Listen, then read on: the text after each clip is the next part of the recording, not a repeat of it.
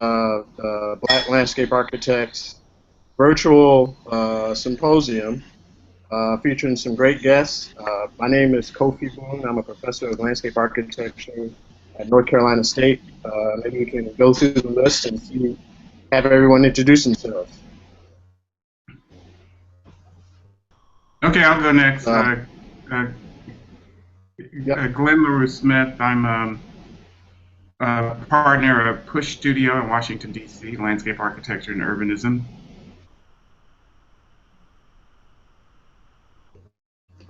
I'll go.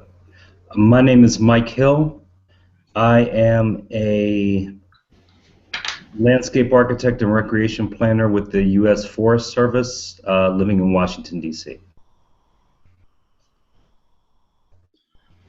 Okay, I'm C.L. Bohannan, professor of landscape architecture, Virginia Tech. All right, well, welcome. We're waiting on one more. Diane Jones is with Design Jones, who actually is at the Denver ASLA conference right now as we speak, making a presentation on resiliency. But I'd like to thank the guests for being willing to participate and give a little bit of background before we get into some discussion and then also some question and answers. So for people who might be viewing out there, there are a few resources for you. The first one is if you have questions or you want to comment on the session, we have an email, which is blacklandscape2014-2014 at gmail.com. You can email there questions or comments. And we also have a Twitter account, so blackland2014. That's blackland2014. So please feel free to upload and send questions and comments as you go. I would like to start out with maybe a little bit of history.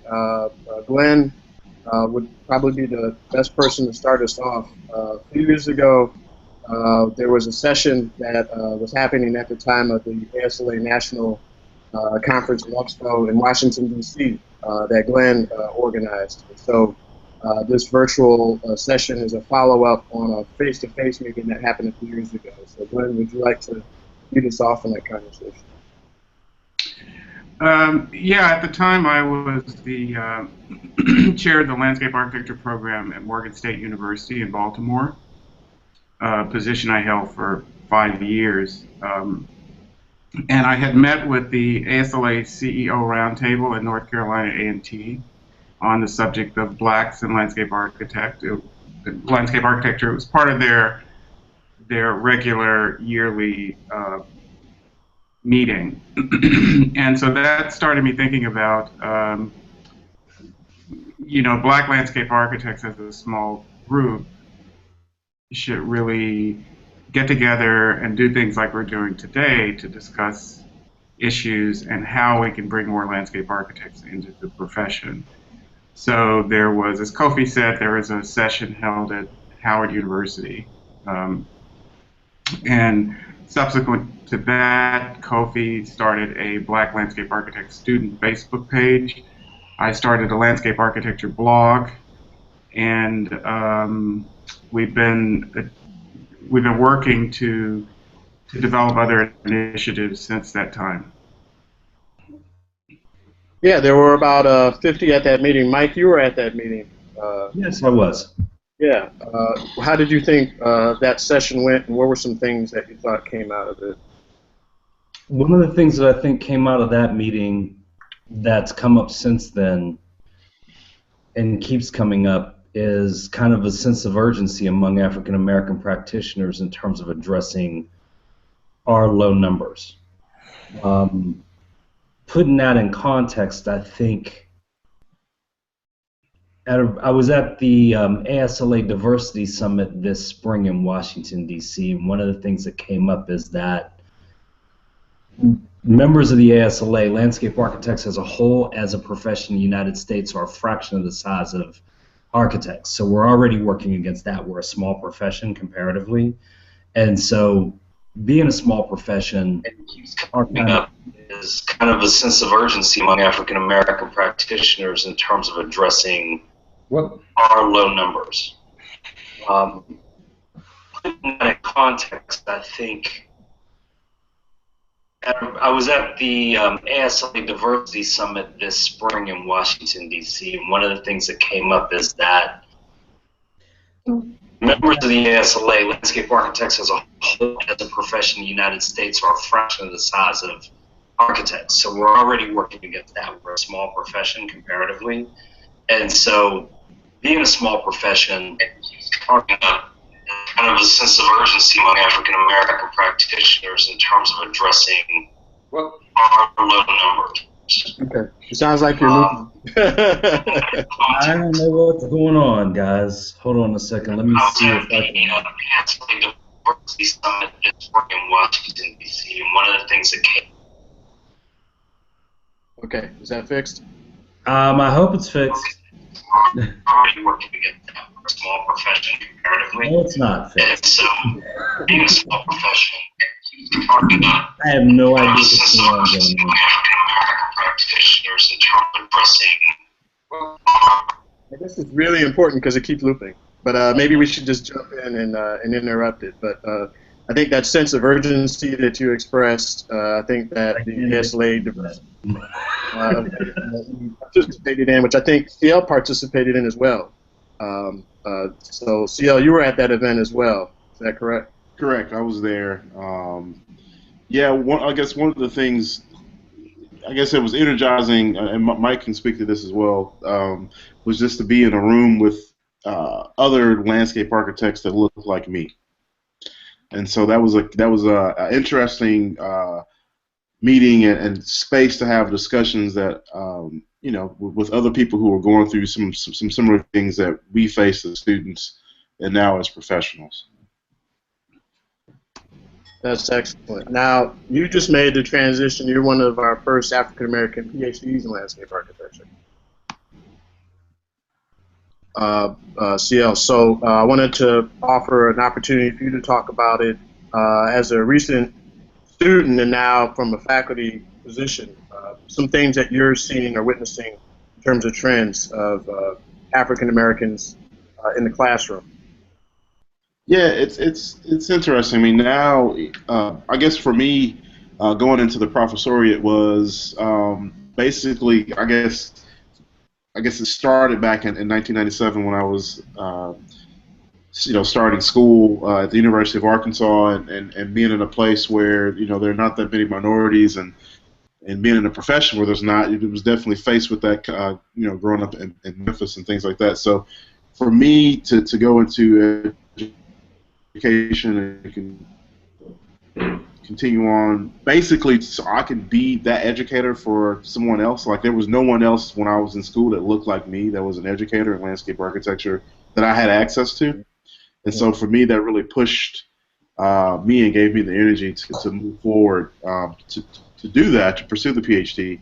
And now, you know, being able to, you know, be that educator for someone else and be able to work with students of color, especially during my time at FAMU when I was teaching there. It's interesting. It's a nice way to give back, I guess. That's wonderful.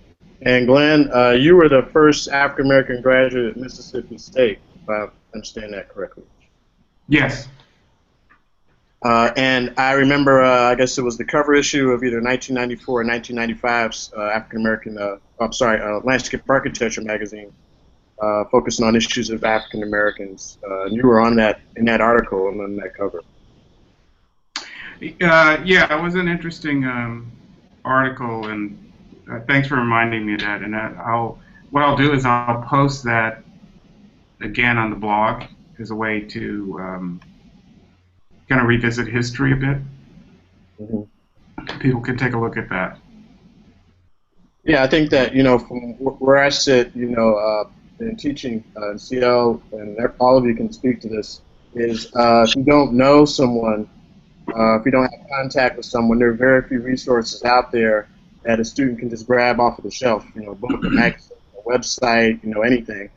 And so that to me is a concern as well, which is sort of the archive of the works of African American landscape architects, the practitioners, the folks in public areas and agencies who have made a big difference. You know, the lack of that visibility in print, you know, in media and other resources makes a big difference. So, Mike, you were speaking to that in terms of current practitioners, and we had a conversation about one of the things from that summit was this issue of retention and the impacts of not seeing other folks like you that can keep you going in the rough early stages of your career.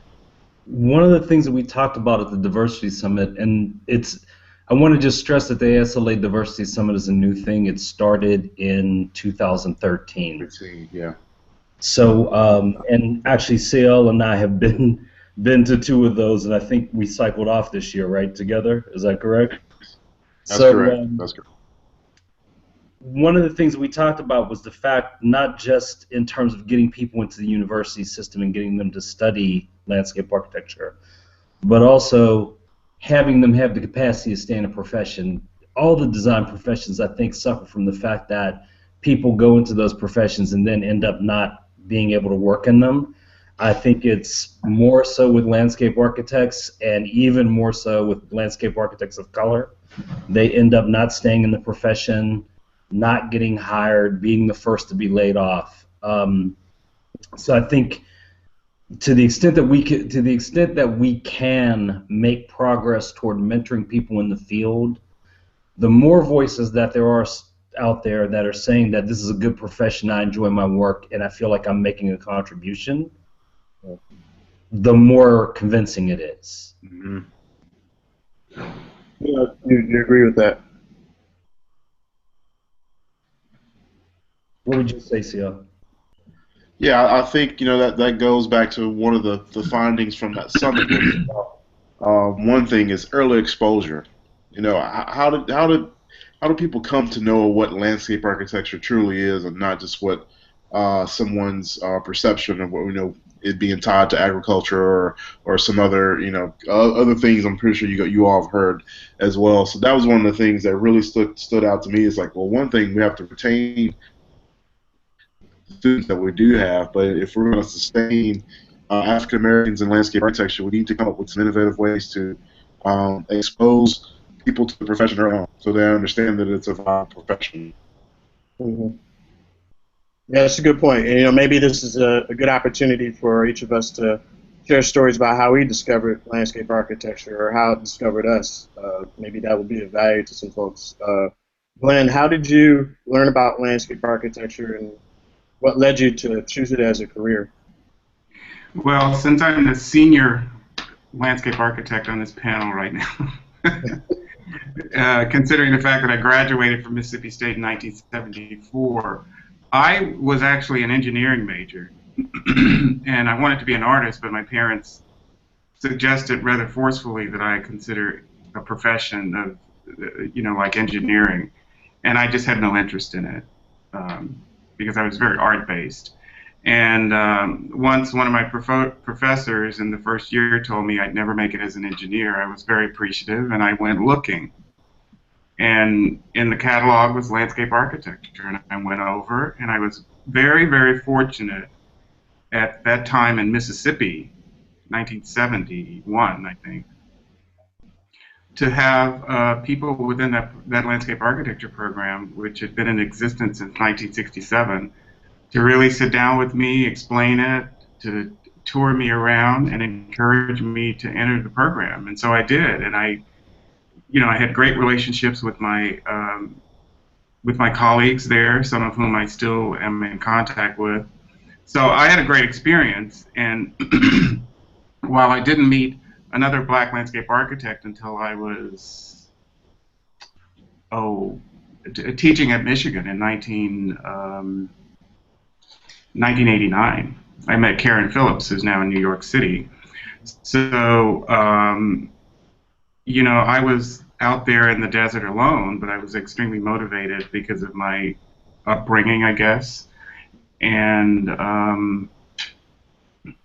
but it really would have been nice, and that's why I'm so dedicated right now to trying to make those sorts of connections with black landscape architecture students who are in programs now who may feel a little bit isolated for whatever reasons and may not have the sort of support that I walked into at Mississippi State University at the time.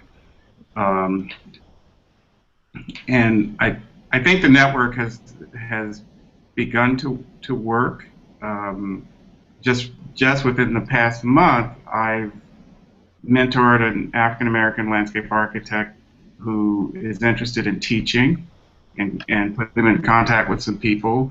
I was called by a chair at Mississippi State because there was a young African American woman who was interested. She wasn't sure she wanted to stay in the program during her first year, and I talked to her about sticking it out for a year, and I introduced her to some female black landscape architects who I thought she might feel a little bit more comfortable talking with. Mm-hmm. And actually over the past 3 years, I've talked with a lot of black landscape architects around the country whom I've been able to give some advice to. So I think the network is really, I've been feeling very good about the ability to do that. Mm-hmm. Mike, how did you get introduced to the profession, and what led you to pursue it? Well, I think like a lot of people of color, African American people especially, I stumbled into design. I was as an undergraduate at Catholic University in 1982.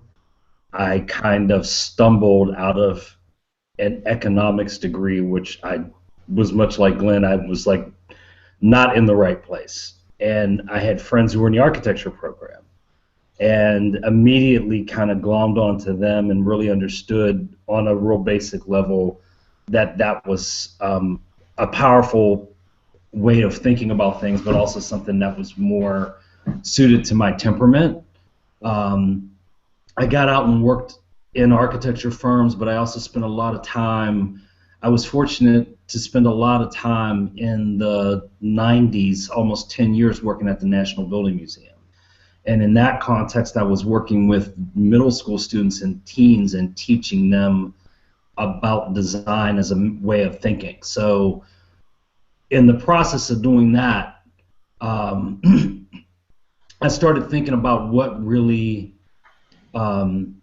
what is a profession that really gives you some agency to make improvements or to have a positive effect on your community.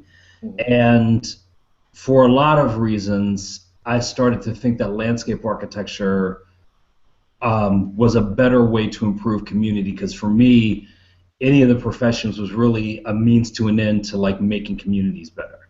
And then after I left the building museum, I worked at a neighborhood nonprofit for a while as executive director, where high school kids were being paid to implement design projects. And those projects all took place in the public realm. They were all in one way or another landscape projects. So much later, this would be 2007, when I went back for my degree, I was pretty sold on landscape architecture, because that to me seemed like the way to actually have agency and be able to work with communities to improve the community as a whole instead of just one person's property. And that my goal was then to go back there and work for a land management agency, because land management agencies manage a lot of land in the public interest. That's what led you to the Forest Service. That's what led me to the Forest Service, and certainly when I was thinking about going back, a colleague of mine, a good friend who had worked with me on one of the programs at the Building Museum, said, which City Vision program, which was like the introduction to design, he said, he was working in New York, and he said, Mike, it's like City Vision with money. We can actually do things when we talk to a community. So from that perspective, that was an easy sell for me. And you know, the experiences that I've had have kind of made me change my thinking a little bit. I think of it now as kind of like landscape architecture to me is kind of like the law degree of the design professions, because it kind of prepares you to do anything, because it teaches you a really good thought process. Amazing. CL, how did you get introduced in? You're the one with the PhD in the group, so what led you to can go into that level of landscape Yeah. architecture. Yeah. Well, for me, Mike has heard this story from the summit, but for my dad's an architect, and growing up in Memphis, his office was downtown, right off of Bill Street. So I grew up with all this like cultural stuff that I had really no understanding of what was going on. And one of his colleagues, who's also a Mississippi State grad, John Jackson, is a landscape architect, took me to his office, and I was like, you know what, this is some cool stuff that you're working on. Now, the stuff my dad was doing was cool too, but this dude was like doing some cool stuff. And so I worked with him for a little bit, worked with my dad, and what really turned the scales for me is going to design camp at the University of Arkansas when I was a junior in high school, and I got a chance to spend some time with Judy Brittenham and John Crone and those guys up there for like a week and a half. And I came back and I was like, I know what I want to do. I want to be a landscape architect. I start to understand, personal stories and all that, stuff that was jam-packed in Memphis with civil rights and understanding about territory and inequality and all these kind of things. And so that's where, for me, was really the turning point to do landscape architecture. And then I got linked up with Patrick Miller out at Virginia Tech, and decided to go ahead and pursue my master's, and then had the chance to go to Florida A&M and teach for about 5 years when they had their MLA program, which I thought was a very good opportunity for me to really cut my teeth in teaching, and I also practiced there as well. And so then, after doing that for 5 years, I was like, for me really to make an impact, I need to get this PhD. I can continue to teach, but then ultimately getting into administration and being able to really help out, students of color who want to pursue, design degrees, particularly in landscape architecture. That's excellent. I should probably talk about my own background too. I'm from Detroit, Michigan. My mother and my grandfather are both professional artists, so I grew up sort of in an art kind of environment. But always had a passion for science and other things, and the conditions of the city of Detroit in particular provide a lot of opportunities to look at issues of inequality and growth and decline, and trying to find roles to deal with it. And I'd never heard of landscape architecture until I made a college visit to University of Michigan, and I was actually asked to go up there based on test scores in math. So I was going to be headed to the math department, which, not unlike the rest of you, would have been a really bad fit. Advisors, no offense to your math skills, I'm just saying that my entree to college wasn't necessarily how I came out the other side.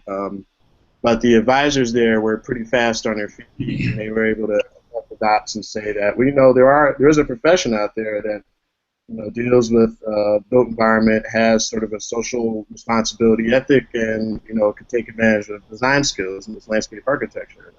I kind of went, what? What are you talking about? Never heard of that. The then chair at Michigan, Ken Polakowski, ended up giving me a summer internship working with him he was looking at children's behavior and his research was zoo exhibits, which I really don't have any interest in, but it opened up a lot of doors and eyes to me that there were people out there that were trained to design all this stuff that I didn't think anybody had any purview or control over or had any influence on, this whole built environment that we all exist in. And that led to the pursuit of landscape architecture, and worked for 10 years at a firm, and then discovered teaching mostly because of something that also happened at Michigan was exposure to the environmental justice movement. At the time I was there as an undergrad was the timing of the executive action, and President Clinton signing the law that required environmental justice analysis and EPA work.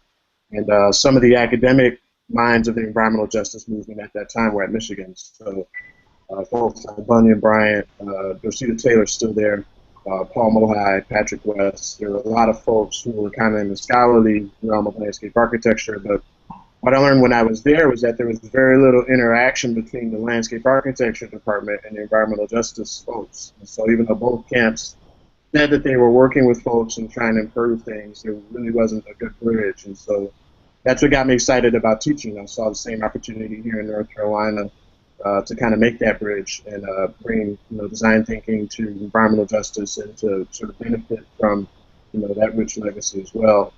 And rediscovered actually the environmental justice movement in America actually started in North Carolina, Warren County, about 90 minutes away from where I am right now. So that was sort of my path.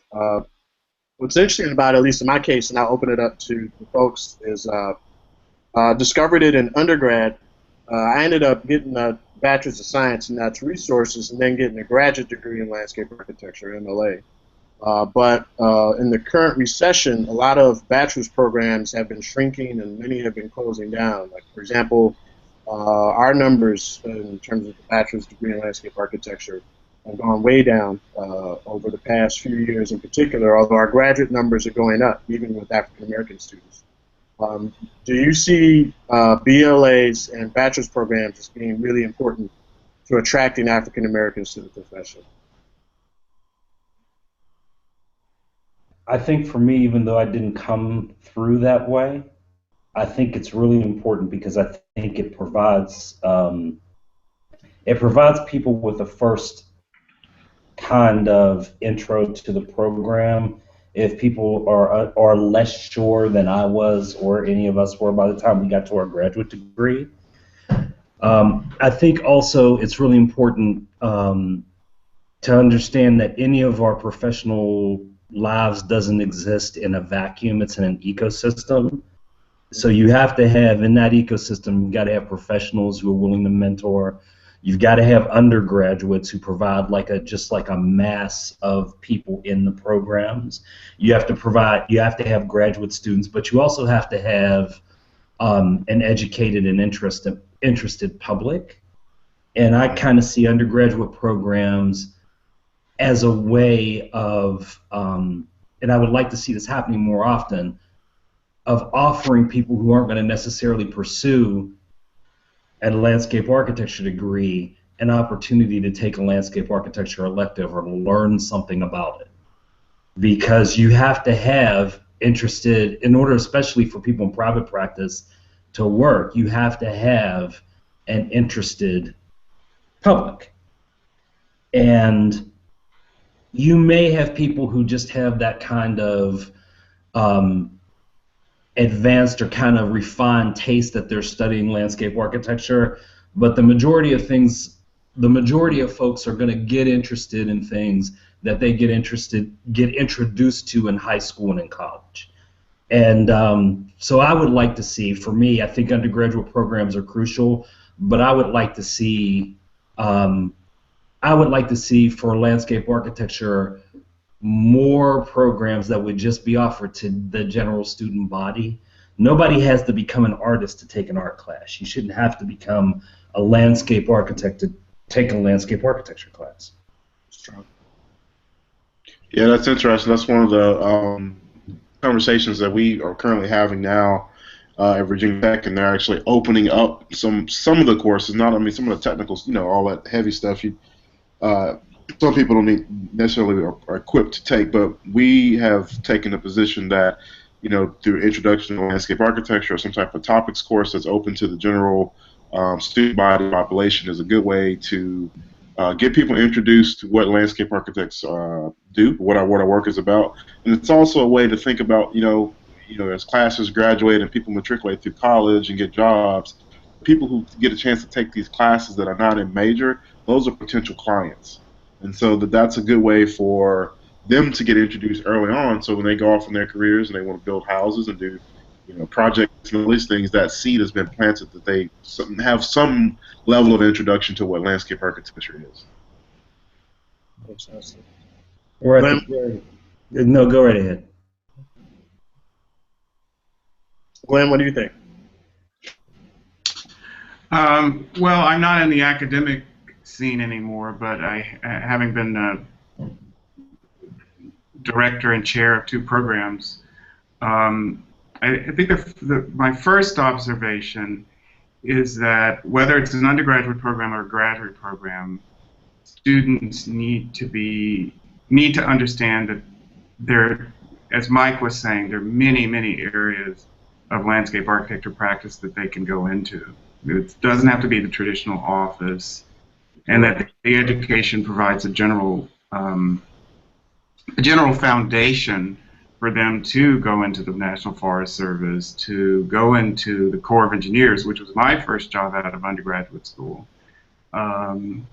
So I think just in terms of education in general, as a landscape architect, there needs to be more focus on the avenues by which students can get work in the areas that they may be interested in, and that only a small percentage of the students graduating are really going to be the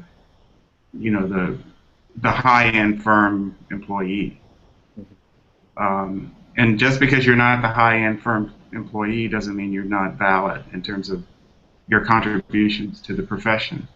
And I think that's very important for African American students to understand, and also to understand that because they're African American, and there's a perception that they are going to be the ones to do community types of work within their communities, which doesn't happen for every African American landscape architect. But when it does happen, it doesn't mean that it's mutually exclusive, that you can't be a good design professional and also deal with some of the social issues in neighborhoods and communities around the country.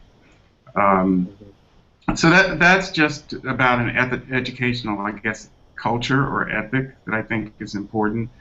I think there's no doubt that, not unlike the architecture profession, the landscape architecture profession is moving towards a graduate-only educational system. And whether we like that or not, I think that's what's happening.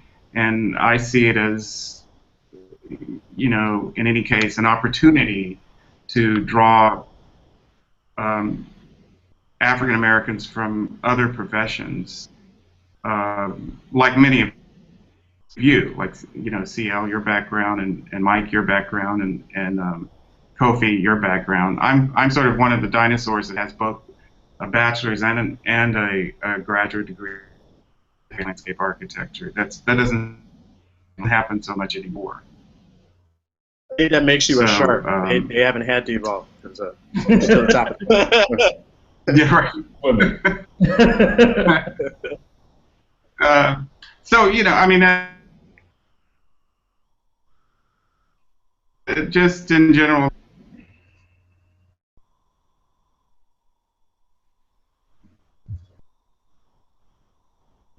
Yeah, we've got a little delay. Little bit of delay. Maybe it's a good segue though. With the transition to graduate only, there are other issues, and barriers to African American and Black folks' participation in the profession. Some of it's financial. I know that when I talk to families and who have students who have all of the attributes that you'd like to see in the profession, they look at me and they're like, well, my son or daughter could also go to law school, or could go to business school, or could go to something that might be a little more visible, or might be a little more profitable, particularly in this economy. Do you have any thoughts about how we can position landscape architecture in a different kind of way, so that not just the students but the families see it as a valuable investment? What I saw working with teenagers was that when we were able to get parents in a room where kids were able to say, look what I did all of this thinking and this analysis with my team, we came up with this project and conceptualized it, and we implemented it and looked at all these people that we helped. People who didn't care about any of that, they cared about their kids having a transformative experience. And so I think, more power to you if the law is a transformative experience for you, but I think we're also coming into a time where people are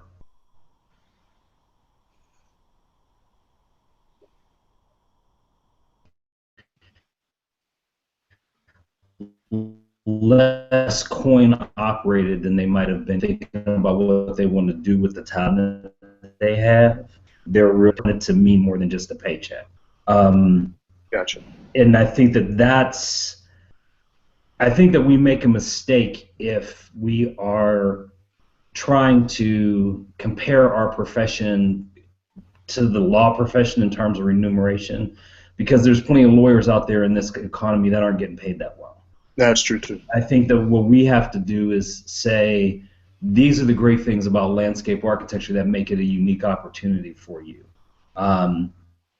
It combines history and storytelling and personal narrative and community narrative and the environment. We're the only profession, I believe, that not only serves the human client but also serves, the natural world. We serve the animals and plants as well as our human client base. So I think that that's a pretty unique profession to be in, and we have to really pitch it in terms of that. What I was going to say though, and one of the things that came to mind as Glenn was talking about the graduate only kind of world that we're moving into. In my graduate program, there were only a few people that had studied landscape architecture or architecture. Most of them seemed to be from some other profession. And things as diverse as art students. We had a journalist. We had a guy who was a musician, who was like a musician in the army band. So I think for landscape architecture especially, it's already a profession that tends to draw in people from a broad range of experiences. Yeah, Mike, I had a similar experience when I was doing my MLA at Tech. I was the only one out of, I think at the time it was 25 graduate students. I was the only one with the BLA. Yeah. And that was back in 2002. So you can imagine, I mean, now it's even more broad, probably dispersed in terms of the grad students that we have in our program. We have very few advanced masters. That's what we call it. People come in with a design degree, and we are attracting people from outside. So we have to continue to adjust and figure out how do we add value. One, at the graduate level, but two, with the undergrad programs that are currently happening when parents and potential students come in, we have to be sure that we can articulate what the value of a 5-year degree. A lot of times the parents are looking like, hey, my student can do this other profession, and it's only 4 years. Like, well, so what justifies that extra year? A lot of parents have that issue. I also feel like a lot of times we may be even talking about more farther in the future than parents are, because a lot of times we're dealing with students, and I know this came up with Jessica Santana, who was in our group with the Diversity Summit. Jessica went to I don't know if it was a 2-year college. I don't think it was a 2-year college, but she was not at a university. And she really felt like her degree, even though she did the same work arguably that you do at a university program, her degree was kind of looked down upon. Now, Jessica needed to be able to work, and she was lucky that she went to a school where she was able, their program was structured so that you were able to work. I think for a lot of students of color in general, or students from moderate to low income backgrounds, what they're talking about in terms of finances is just getting through the program. Sure. So to being able to structure programs so that people can work, so that they can get those work experiences, but also just pull in some cash. Yeah. When I went back, I had a baby and a mortgage, and I went to Tech for a lot of reasons, but one of them was I knew I was going to be able to work at the Alexandria Center. Mm-hmm. There you go. That's very powerful. Yeah, I know we're running into that now. I mean, our incoming MLA class has 4 African American students, 2 women, 2 men. And I'm teaching this first semester studio, and it echoes what you all just said. So it's made us think about course requirements, credits, how we're going to structure it so that they can actually afford to matriculate, and the clock is ticking for a while. That makes a lot of sense. Mike, you brought up something, and I thought also, Glenn, you would be a great resource on this as well. So I wanted to get back to this issue of retention. So, this idea that maybe we're successful with attracting students and they enroll and they do excellent and they get great positions, and then one thing or another they have either hit a glass ceiling in terms of how far they can advance, or they get disillusioned maybe, in terms of what they find themselves doing immediately after graduation. But I can speak from personal experience where the way our graduate program is structured, you start with more of the building the foundation and the technical skill set, and then you become, we groom you to doing self-selected, form a leadership role and defining an issue and solving a complex problem.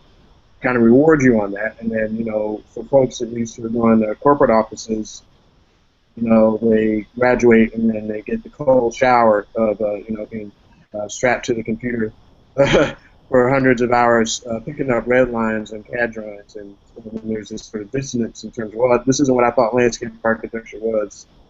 Or in the case of the economy, the difficulty of finding jobs, how inadequate in certain cases our business and social networks are, so that people know when opportunities come and kind of position themselves to compete. Where, after a few years, folks who came out with all the skills necessary find themselves in other areas of life, not really practicing landscape architecture in any way, shape, or form. What do you think we could be doing better in the first couple of years after graduation to position these folks to be more successful? Glenn, you want to take that? Well, I'll put on my chair of two departments hat in terms of that, but I think in terms of retention specifically, that in graduate school one has to offer students some degree of support, no matter who they are, because if that doesn't happen, people come into the graduate programs, as Mike was saying, in his specific situation, with homes and children and lives, and so there needs to be some resources of all the programs, and all the programs, as I know from personal experience, don't have those kinds of resources. So that's a difficult nut to crack. Now, in terms of when students graduate, I think that schools that, and I don't have any data on this, I'm just talking anecdotally, that schools that have strong alumni networks are able to place their students, or should be able to place their students. So I think it's very important that schools of landscape architecture have strong alumni systems, and that goes into the issue of the Black Landscape Architects Network as a way of helping those students get into doors that they might not necessarily get into. I know I posted a lot of positions on the blog. I know of a couple of positions here in DC that are opening up, which I'll put on the blog. So I think we have to help each other in a sense, to make sure that specifically Black landscape architecture students have some place to go when they graduate. Mm-hmm.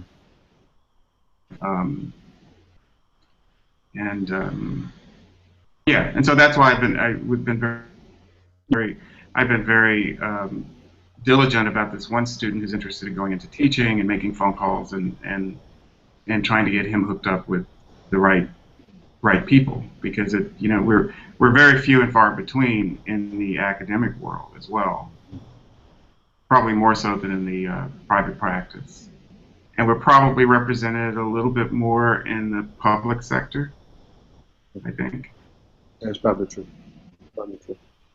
And I'll stay with you in terms of thinking about landscape architecture from the other side. So, after you're licensed, and after you're working professionally, and after you're making allegiances, we haven't talked much about the established Black landscape architects, such as yourself.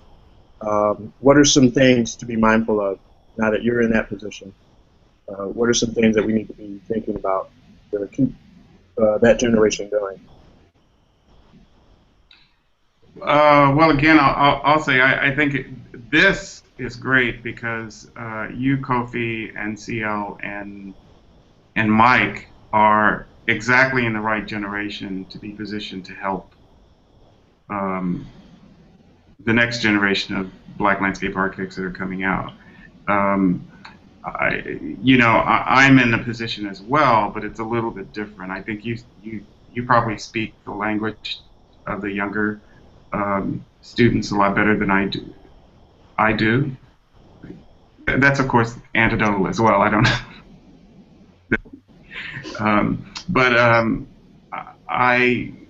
I have a small practice, and I've just, it's only been 4 years. 3 years was with a business partner, and now I've reconstructed the business to be Push Studio, which is without that original partner.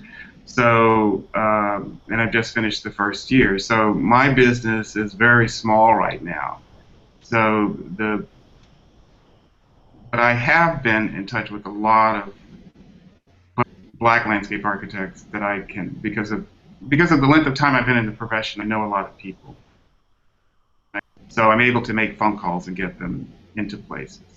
So that, I think, is what I've been doing in lieu of the fact that I can't bring people into my own business because I'm small right now.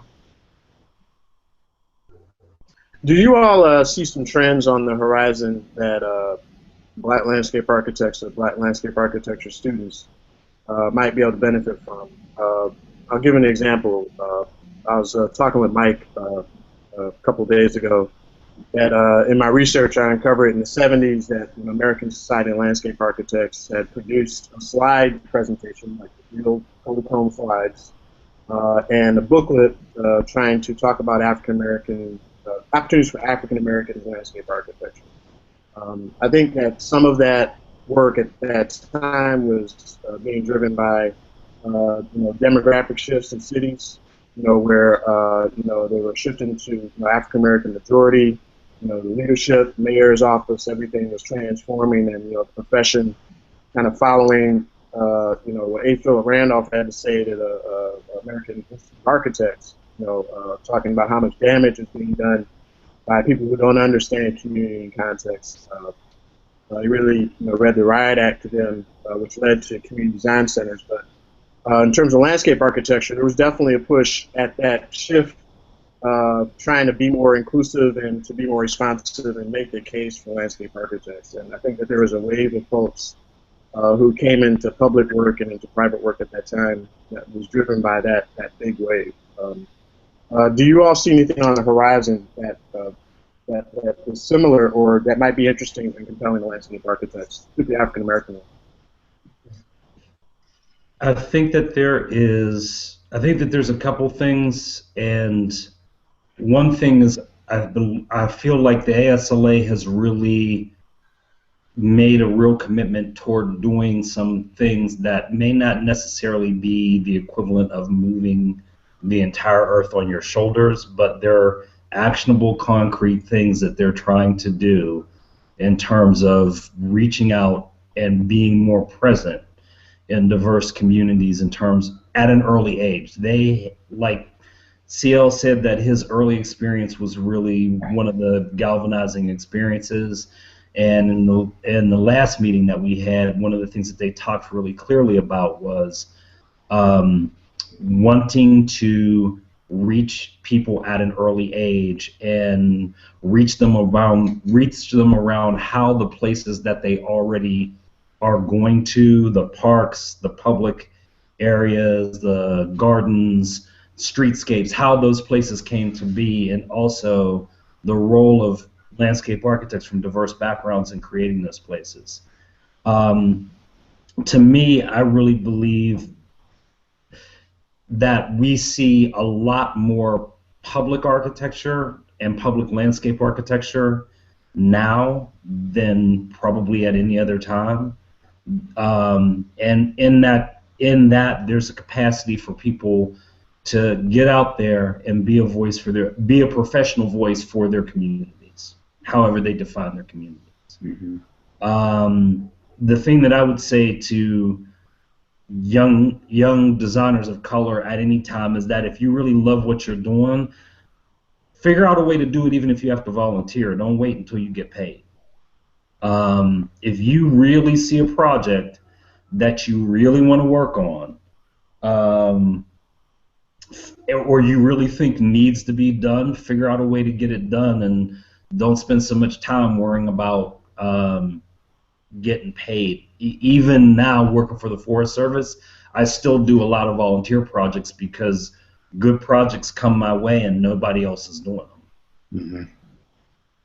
Yeah, I agree, Mike. We have to be our own best advocates for this, and that's one of the things that I do a lot of work here. You know, I'm in Appalachia, and I do work on food insecurity and with urban Appalachian populations in Roanoke, and that's one of the things we go out to into the community, and I take a team of students with us. We're always talking about the places in this case Roanoke where people live, and that there are design places. And I think this little tagline came out of our meeting, Mike. It's like these places didn't just happen. Yes. So we try to advocate and talk about landscape architecture in a way that makes it understandable to people, that not all theoretical and all that kind of stuff, but makes it where people can relate to what it is that we do and then the places that they actually use.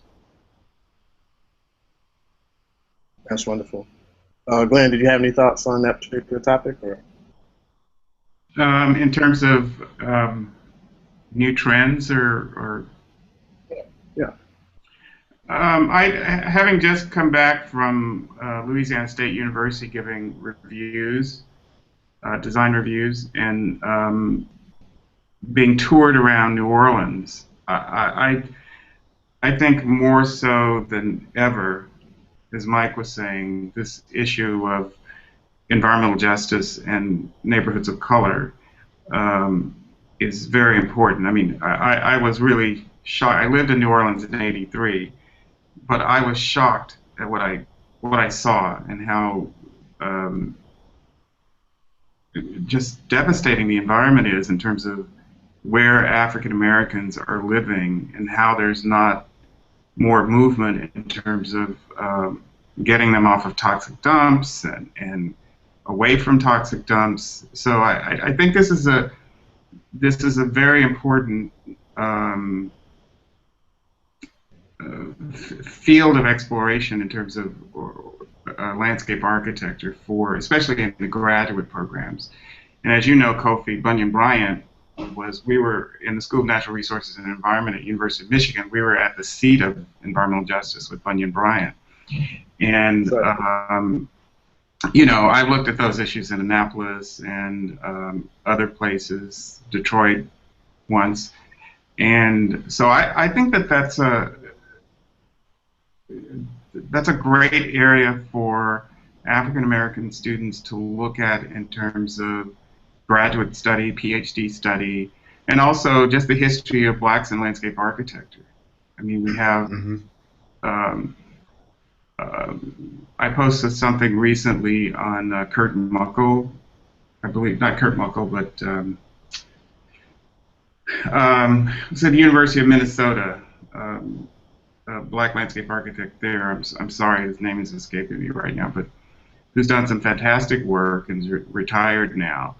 And so these people go unseen by not only black landscape architects as role models, but also in terms of just the general history of landscape architecture in this country. And I think it's also, within the blog, there are at least 13 or 14 African landscape architects who've been trained in one way or another in the profession. And I think that's important on a global level as well in terms of the black diaspora. So I think there's a lot out there for, in addition to the traditional modes of landscape study and landscape professional work, for specifically Black landscape architects to get interested in the field.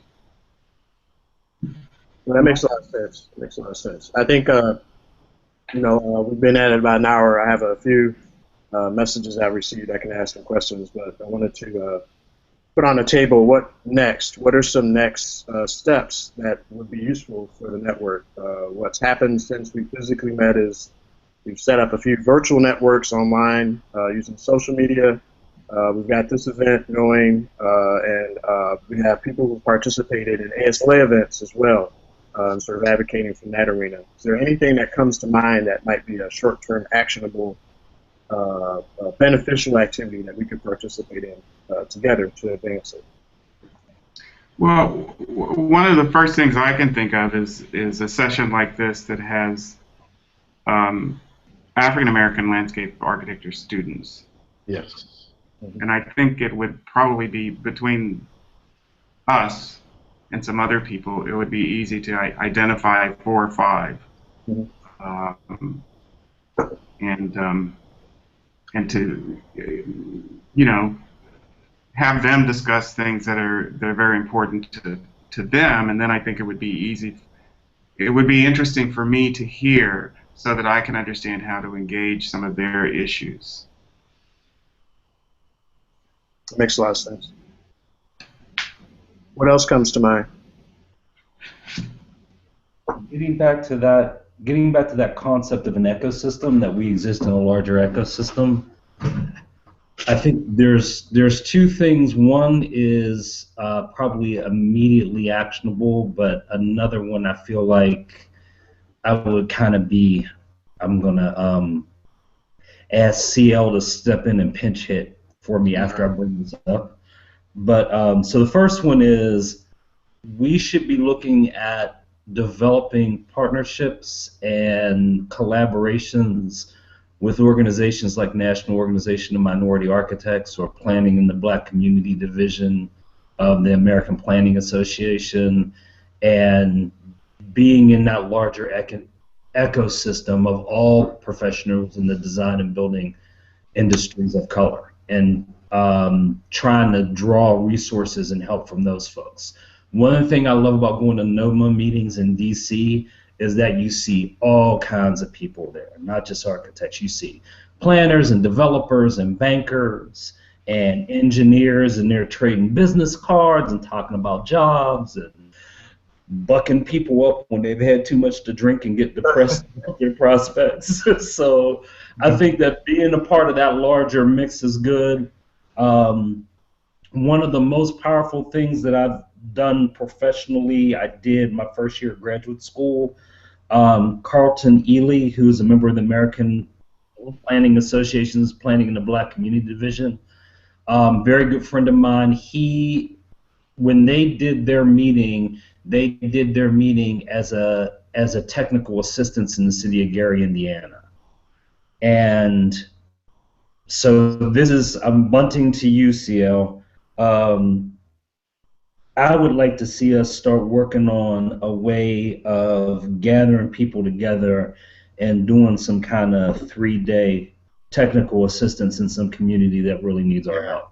I agree, Mike. I was making notes here. I think it'd be nice to, as I offered to first have a face-to-face, meeting, starting at Virginia Tech or wherever it may be. But I think if we can rally around some particular issue or something, to have like a charrette or a way to develop a symposium where people can present some research, students can get a chance to present some of their design studio projects or whatever it may be, so we can kind of collectively see kind of the current state of design and research that is being contributed to by African American landscape architects and aspiring and students, I think. And that could be something that can move around if need be, or whatnot. And then that makes a lot of sense. Go ahead. I was just going to say, sorry, being able to do something concrete as a group in a community, I think would be vitally important. We're one of our limitations or challenges is that our community doesn't recognize us as a resource, and there's no better way to show that or confirm that than to actually do something to the extent that we can. Yeah, Mike. One of the notes I put down is like, what are we doing? What is one of the things that we can do as a group that can provide some type of alternative educational opportunity for students and also for ourselves?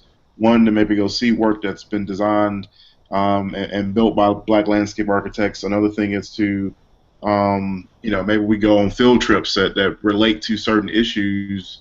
I'm thinking, growing up in Memphis and being near the Delta, it'd be nice to be able to get students from across the country that can come and work on some issues that relate to. It can be Detroit, it can be somewhere in Florida, it can be wherever. But some of the issues that affect the Black community and show that how the skills and assets that we have can address those problems. Makes a lot of sense. One thing that might happen is I think the NOMA conference has already passed for this year, as well as the Planet Black Community. And as we know, ASLA is in Denver this year. ASLA is in New Orleans next year, as I understand it. In which case, maybe we look at the timing of some of these big national conferences, and we can deal with a couple different layers of the issue. Like, for example, make a proposal to have a session, as a part of that larger session. That's more of an action kind of project, or an educational one where we kind of identify some folks who might be specialists in certain technical areas or virgin areas. I can talk about it, but this idea of sort of coupling an action thing from this group with, as Mike said, participate in that bigger ecosystem. Mm-hmm. We can look a year out. That's enough time to plan. I've never been to Blacksburg, but going to Virginia Tech sounds like a good idea. But I'm wondering if coincidence or some factors where we can identify a place where one thing that we see as actionable leverages a lot of other things, gets us more visibility in the ecosystem, connects us as students in a more visible way, connects us to community. Rather than doing 5 or 6 different things, one thing that we can layer upon. I kind of, one thing that I would bring up, go ahead, CL, I'm sorry.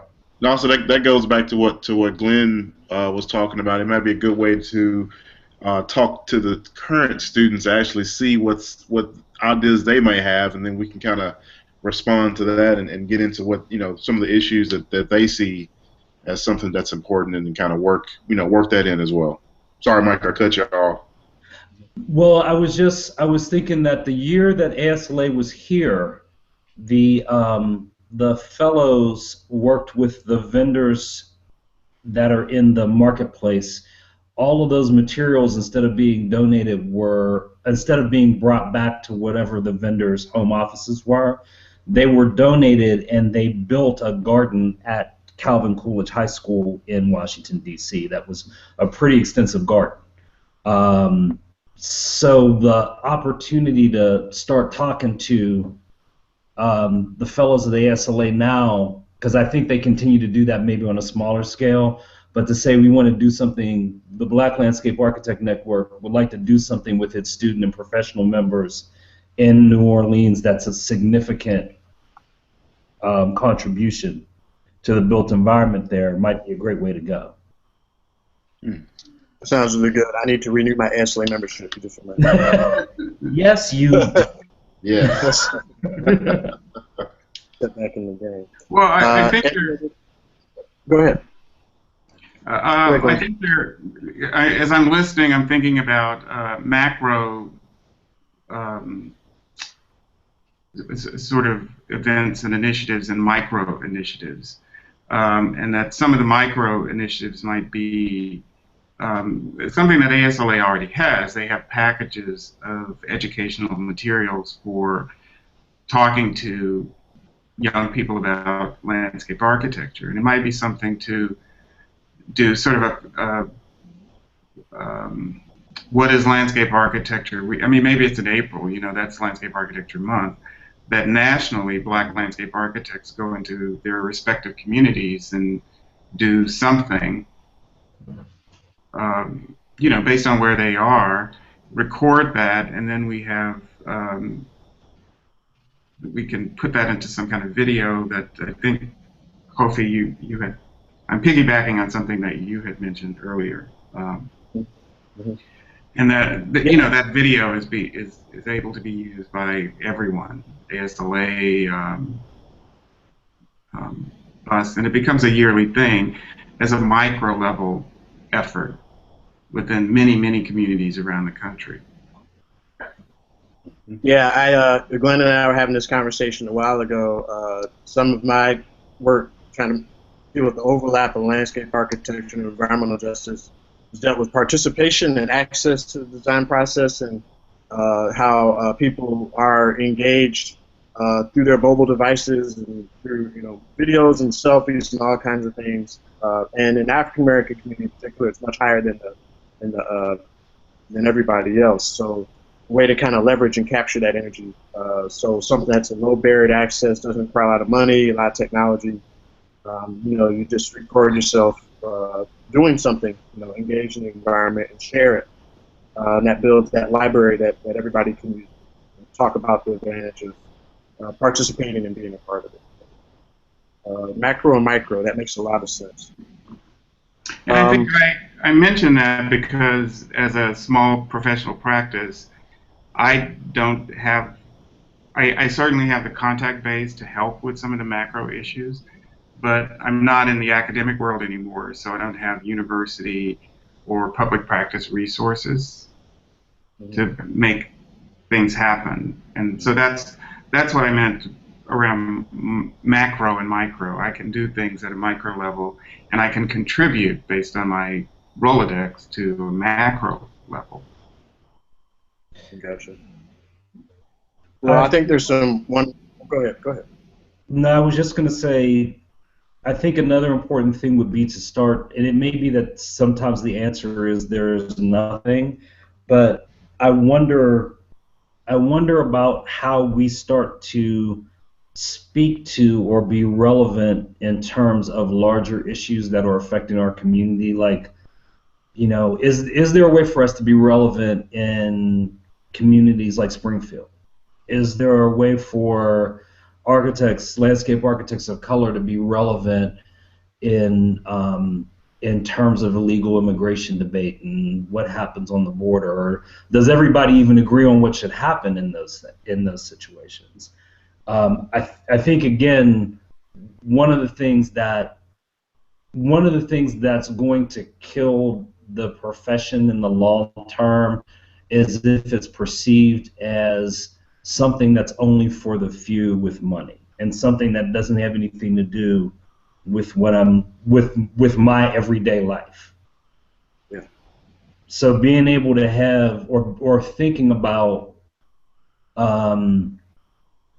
is there a way of designing public space, or is there a way of thinking about public space that makes young African American men safer from police authority, the threats from police authority? Yeah. That to me is a valid question that we're particularly suited to answer. Maybe we don't have all the answers, but that's something that we can, having all been young black men, having all probably at one time or another been in our cars like this with our hands on the dashboard, we can particularly feel that and have something unique to say. Yeah, that's powerful. That's powerful. I think Carlton is your friend. I kind of just follow him. I think that they've actually had some sessions at APA on the overlap between public space and public safety, but I don't know if anybody has sort of asserted that value of a cultural point of view on it that talks about people who've lived that experience actually have a different way of looking at it and have something valuable to contribute. I think that makes a lot of sense. So getting that out in as many ways as possible, I think is a great idea. It's been about an hour. Are there any parting words that you guys would like to share before we sign off? I looked at there was a tweet that asked about, that just said we need to meet. I don't know who sent that. Maybe one of you guys sent it. but that impetus for a physical meeting, I think, came out from one of the questions. And there were a few related to the action projects that we were just discussing. It sounds like that idea of getting something that doesn't require a lot of resources, short-term, impactful on the ground is something that people would like to hear as well. So, but those are the things that have come out from the messages. And as a reminder, when this goes up, this will be on YouTube. So as soon as it's finished loading up, I can send the address out to everybody, and we can sort of distribute it as we will. We have another session. Hopefully we can get Diane and some other folks involved. But I wanted to give you all opportunity to get any parting comments, anything that came to mind based on what was discussed today.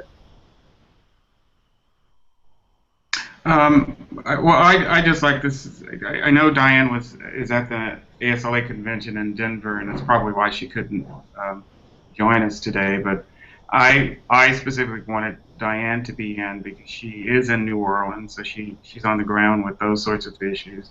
And also, there's diversity within the African American community, and I thought a woman's voice would also be important. I think the idea about New Orleans for next year's ASLA conference, I think if we start now to try to work on some initiatives, we certainly would have the support and assistance from Diane Jones in New Orleans, and also her husband, Austin Allen, who's a full-time faculty member at Louisiana State University. So I'm sure we could make something happen on a lot of levels. CL, any parting shots?